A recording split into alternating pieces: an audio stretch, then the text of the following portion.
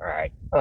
Let's talk about why Generation X is just a little different than um all the generations before it and all the generations after it. Now, I really can't speak for the generation before the boomers. My grandparents and a couple of my uncles and aunts were from that generation. I gotta say, they were some hard ass people. One of my uncles from that generation actually played for the Yankees. Look up Danny McDevitt. That's my uncle. Well, it's like my grandfather's brother. So, but maybe it's my grandfather's brother's kid. I'm not really. It's Look him up, Danny McDevitt. He looks a lot like me. Um, but so I'm more familiar with the boomers because I was raised by boomers. But so the reason now I guess I am mostly Generation X, although I'm kind of on the cusp of Millennial and Generation X. And I do have a lot in common with the Millennials because I just aged slow. So I always looked a lot younger than the rest of my friends, and I was always a little more in touch with like the younger kids. Um, so an example would be when the internet first started getting like really popular and computers were becoming really popular. I was all over it. I thought it was the coolest thing in the world. A lot of my friends thought computers were like a nerdy thing. I didn't have that issue. I was like amazed by computers and the internet and stuff. So I got a head start on a lot of Generation X when it comes to that scene and just technology in general. I've always been interested in it. Like technology, I'm good with it.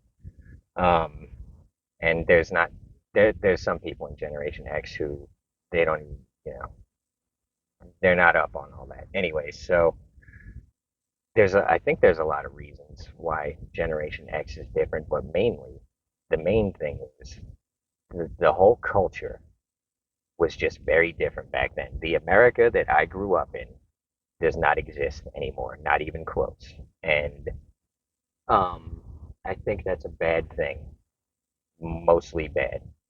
But so now, even the propaganda machine back then, like, why was the culture different back then? I have a theory, and my theory is so back then.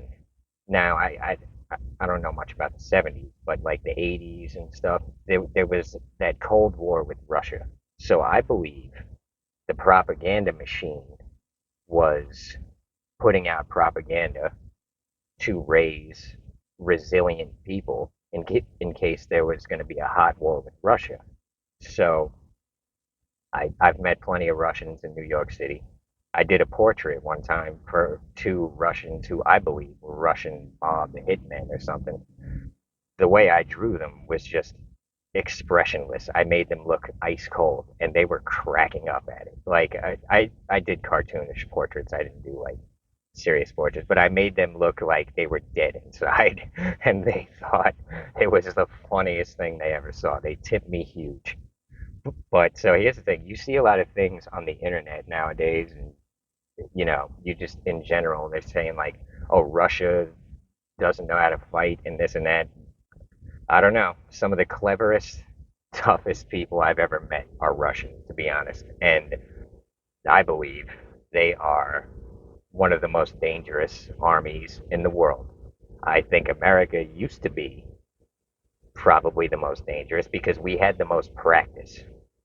But the modern military seems to be more concerned with diversity and inclusion than they are with raising tough, resilient soldiers, but that's not what the video is about. So when I was a kid, I was thinking. Now, I didn't realize it then, but what I realize now, thinking back on my childhood, is I thought I was indestructible. I thought I was the hardest kid on earth. I thought I was a little skinny motherfucker, but I was not afraid of anyone.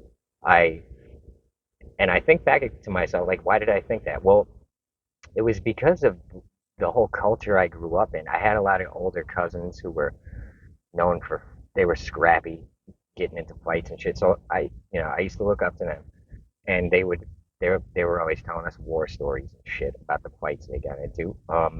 all the movies we grew up with. I'll give you an example. I was a little skinny motherfucker, and I used to swing on people. I'll never forget one time a very big kid who I ended up being good friends with. I hate to even tell this story. Nowadays, I feel a little bad for it. He was like two times my size, three, big kid. I was a little skinny motherfucker. I got upset with him over something. I can't remember what it was, but I was real upset. I charged full speed at him and just wrapped myself around his head and took him down to the ground, like as if he was made of paper. I went straight through him. And it never even occurred to me that people could beat me until I got older. And I started thinking a little more logically. Like, wait a minute, you're a little skinny motherfucker, and there's probably other people out there who are just as confident as you. So stop going around acting indestructible before you get yourself killed. You know what I mean? That was when I started getting older. But why did I think that way when I was a kid? Well, the movies I grew up watching and the people I grew up looking up to. My father was a New York City fireman. My father was ripped. Um, and my parents were kind of narcissistic boomers. They were raised to be very kind of self-centered. And so our generation was kind of left on its own. We kind of raised ourselves. When I was a kid, on the weekend, I would wake up, watch cartoons with my brother. We would go out and hang out with all the other kids in the neighborhood all day. And then at dinner time, we would go home and eat. Then we would go back out and hang out some more. We were just an independent generation. We were out on our bikes doing all kinds of shit. We had this whole awesome neighborhood. I'm from Long Island, and my family grew up. Now, my family comes from Ireland and Italy, and then Brooklyn and Queens, and then Long Island. We lived around Valley Stream, Oceanside, Long Beach, all Irish and Italian. And my family, I had a very big family, lots of uncles and cousins and aunts. We all lived in this area. So it led to kind of a lot of confidence. I felt like there was 50 people out there who had my back. My family parties, when we'd have parties for someone's birthday or Christmas or Easter, we'd have hundreds of people there. We big, big family.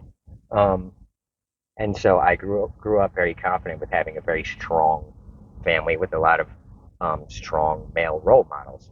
And so, but then the other thing was just the culture in general. Now, here's the thing.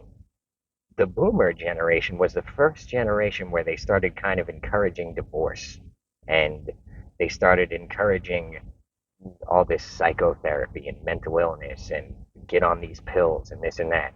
And women should be out there working. And if a woman wants to work, go work. I don't know why you would want to, but I get it. You don't want to depend on some toxic dude. I can be as toxic as any other dude. So I do get it. But if you love a girl, you're not gonna, you know, you, you know, it, what's yours is hers. You know what I mean? When it comes down to it. Otherwise, I don't blame her for leaving. You know what I mean?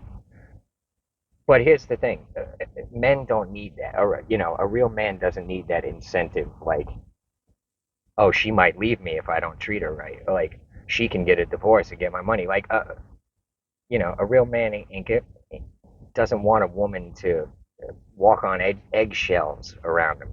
You know what I mean? I don't want that.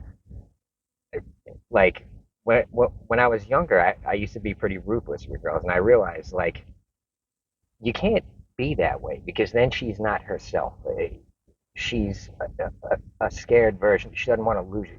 Lose you. You know what I mean? So you can't make them feel that way. But that's not what this video is about. If you really love a girl, you gotta let her be yourself. So, um, but the movies we grew up watching were Rambo. These are the people we looked up to in my generation. We, you know, still to this day, one of my favorite movies. I still watch Rambo. Rambo is actually based on a novel, which I read too, which is really good. But as a kid watching Rambo, you see one man take on the entire army. He's At first it starts with the police. And it taught us kind of to think in a tactical way because we saw how Rambo led them into the woods where he could hunt them down, where he had the advantage. It was his, he was comfortable in the woods, so that's where he took them. And then, they think they're hunting him. It was like chickens trying to hunt a wolf. So, and it's such a great movie. Like in the book, he's way more ruthless. He's in the movie, he's just trying to incapacitate them and get them out of the fight. In the book, he's trying to take them out of existence, and he's ruthless in the book. And another great part of the book, I don't want to ruin it because in the movie they just kind of breeze over this part. But at one point in the book, when Rambo's in the cave, he's got to go through some real fucked up shit. It's his biggest fear. He's afraid of bats, and there's all these bugs, roaches all over him and shit. And he's kind of freaked out at this point. He has to calm himself down, crawl through like 5 feet of bat shit with bugs in it, and that's how he ends up escaping the cave. They don't even put that part in the movie, but here's the thing: that was Rambo's biggest fear. Once he conquered his biggest fear, it, the whole tide kind of shifts. At that point, he's kind of back in control, and instead of escaping, he takes the war to the town where they did him wrong, and it's basically directions on how to fight guerrilla war. He goes, he takes out their communication, he takes out the phone lines, he takes out their fuel supply, he takes out their power supply. I mean, these are the things we grew up as little kids watching and learning. And another example, if you want to learn about guerrilla warfare, read The Art of War from Sun Tzu. There's multiple translations. I've read multiple translations. The one I suggest is actually a comic book written by a Taiwanese cartoonist. I think his name is Sai Chi Chung. Really good book. Best version of The Art of War I ever read. Anyways, now another movie we grew up watching was Red Dawn. Red Dawn. Now there's a remake of it, and I even tried to watch it as an adult, and I was like, this is weak. The one I watched as a little kid. Now, the premise of the movie is America gets invaded by Russia and Cuba. And so now the way the movie starts is it's a bunch of kids in school, and they look out the window and they see a bunch of parachute soldiers floating in, and they're all at the window, and they're like, "What? Wow, what's going on? This is cool." As soon as the soldiers land, they start shooting at the kids in the school. They end up shooting the teacher, and it's a very tragic, it hits you hard, especially as a kid. We're growing up watching this kind of crazy shit. I believe the reason the propaganda machine was showing us these things was they wanted to raise resilient, tough people. They wanted us to be a little comfortable with violence.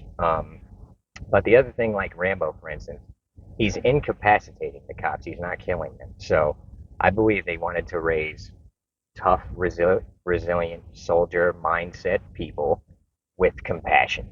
You know what I mean? And another example, look at the horror movies we grew up with. It wasn't about Frankenstein or Dracula or the Mummy.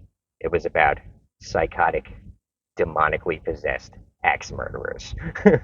I mean, what could be more scary? We're little kids. We're watching this. We're watching Jason slam a person in a sleeping bag against a tree until there's blood pouring out of him. I mean, these are the images we grew up seeing. And like I said, I believe it was all by design. They were raising tough, resilient people in case there was going to be a hot war with Russia. Now, what changed since then? I couldn't exactly tell you. I could tell you that the agenda changed.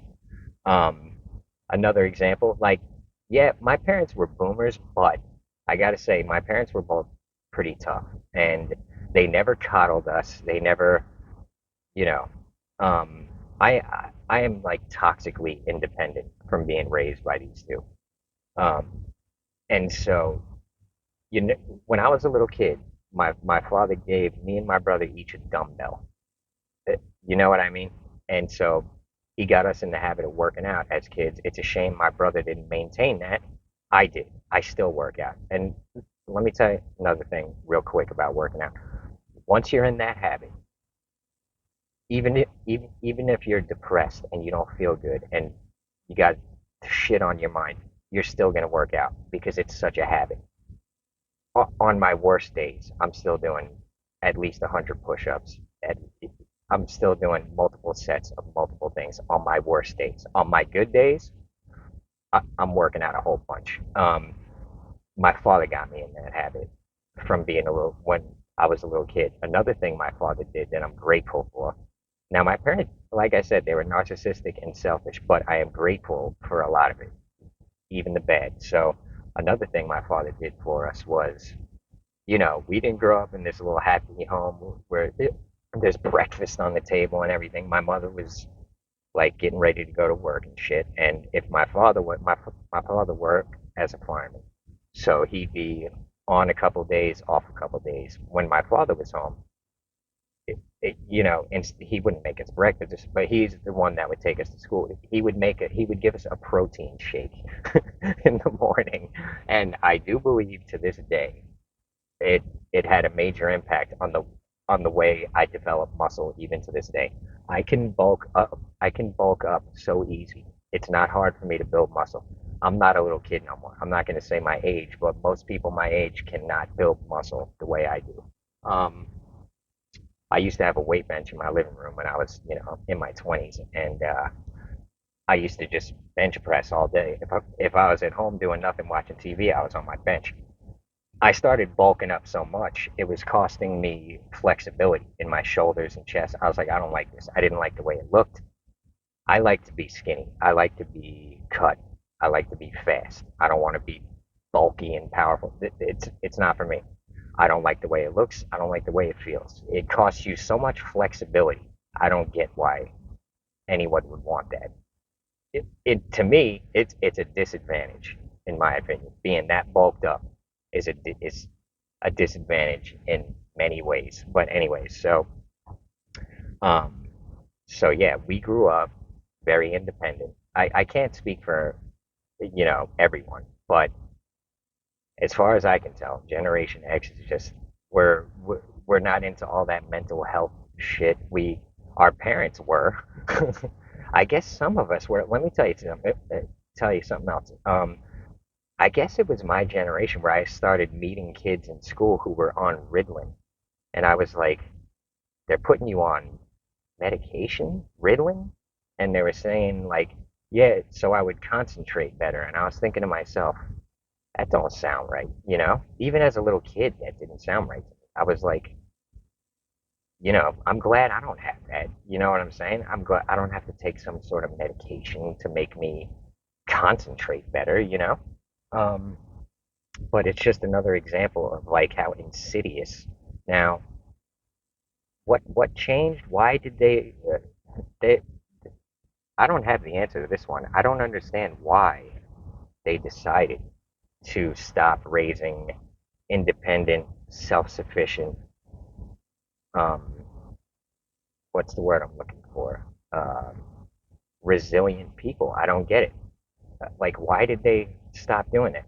Another example of a movie we grew up watching when we were little kids. We were watching this. My buddy's friend Mike, I don't want to say his last name because y'all can look him up, but my brother's friend Mike, toughest kid I ever met. This kid was a fucking animal. Me and my brother used to wrestle with him. Me and my brother versus him. That's how tough this kid was. He was bigger and stronger than us, but he was one of our best friends. We love Mike, man. Italian kid, tough as tough as fuck.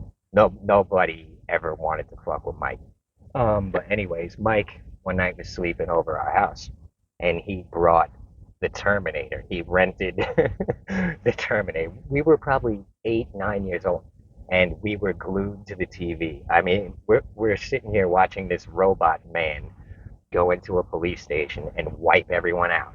And then what we learned from that movie is that a regular man who is determined enough and who is dedicated enough to his girl, he was trying to keep Sarah Connor alive, with enough determination, um, he took out the indestructible machine. I remember watching it as a kid, like, Reese was the name of the dude who was fighting the Terminator. And I was a little kid. I was invested in this movie. I wanted Reese to win so bad. But everything Reese would do, nothing worked. I'm like, he's shooting this thing, he's blowing this thing up, he's running it over with cars. It's still coming. But, with enough resilience and enough ingenuity, Reese ends up taking that motherfucker out, even though it costed him his own life. So this is what we're learning is like a determined man who's willing to lose everything, who's willing to not he nothing can stop him. Then nothing is gonna stop him. This is the shit we grew up watching. You know what I mean? So um nowadays there's a whole lot of soft role models. You know what I mean? And the ones who are heroic are so far from reality. Comic book characters. It's not. It You can't relate to it. It's not real. They're these people have superpowers. They're indestructible. The shit we grew up watching were regular people doing irregular things, doing amazing things, doing impossible things. So we, you know, we would watch these movies and then we would go play outside and we would be these people. You know what I'm saying? We would pretend we were in Red Dawn and fighting the Russians. I mean, this is what we were doing. When we were kids, we had toy guns that looked so real, there was no difference. You know what I mean? Okay, as I was saying, we had toy guns and we would go outside and we would pretend we were at war. I remember one time, I, I forget what it was, but I told my parents I wanted to be in the army. And they were like, "What are you talking about?" I was a little kid. They're like, "Aren't you afraid you're gonna get killed?" I was like, "No." Well, like that didn't even cross my mind. And they were like shocked by it. They were like, "What the hell? This kid is nuts." um, but they never really encouraged that. And honestly, I'm grateful I didn't go that route. But now another reason, this video is getting longer than I wanted it to be. I had to interrupt it. So another thing was, I'm gonna make a couple more quick points. The video games, when we were growing up, we had like Nintendo, Super Nintendo, Sega Genesis.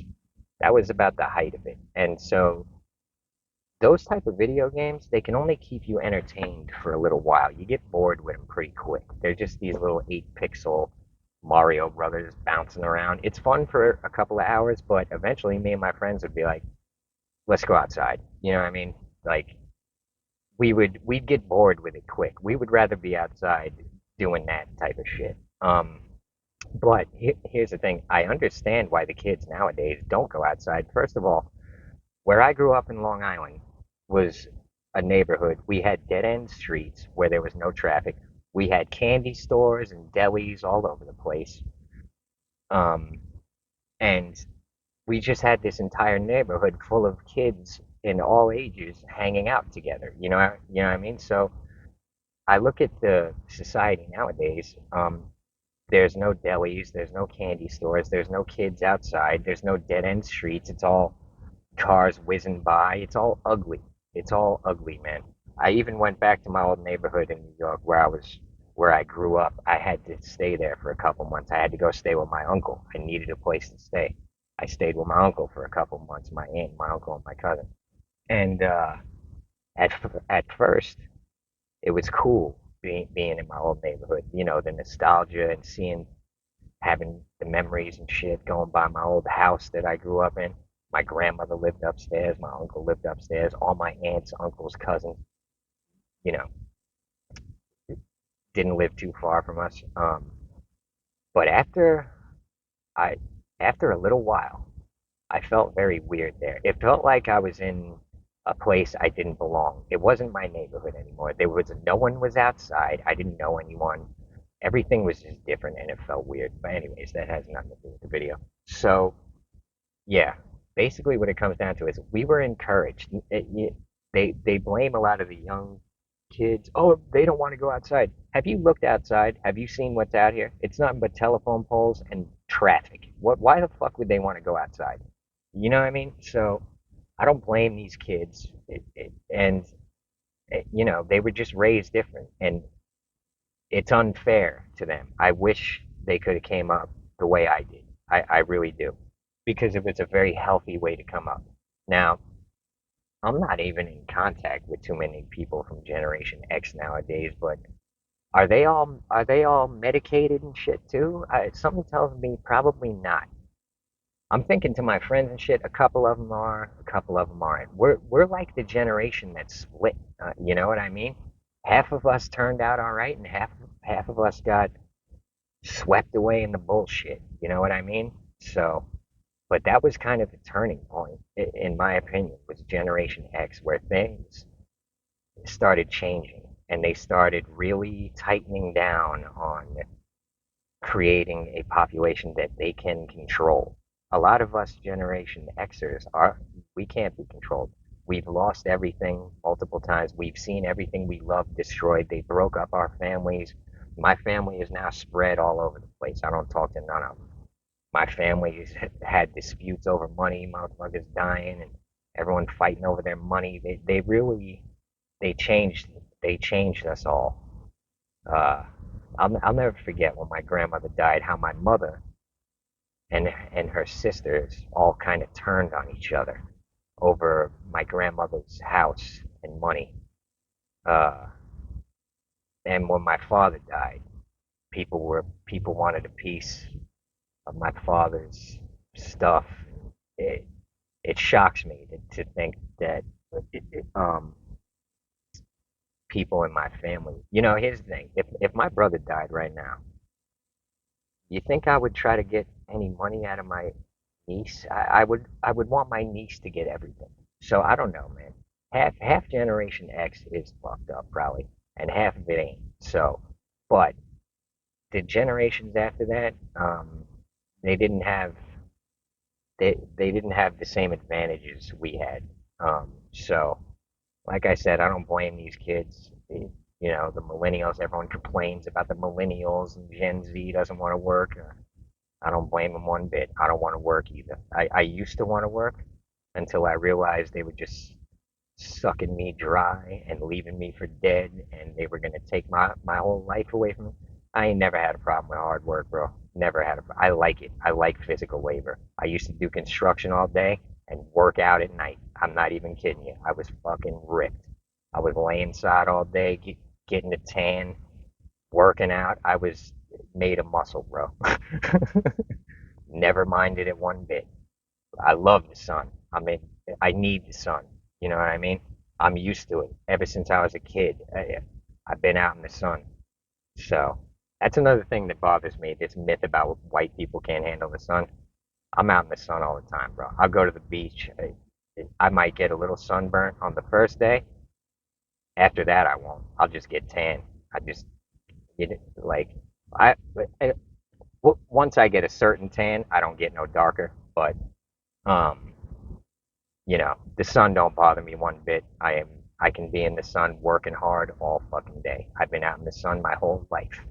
Um, anyways, let me watch this video. I feel like I missed some of the points I wanted to make. Hopefully I didn't. Um, so I got to go do stand up tonight, and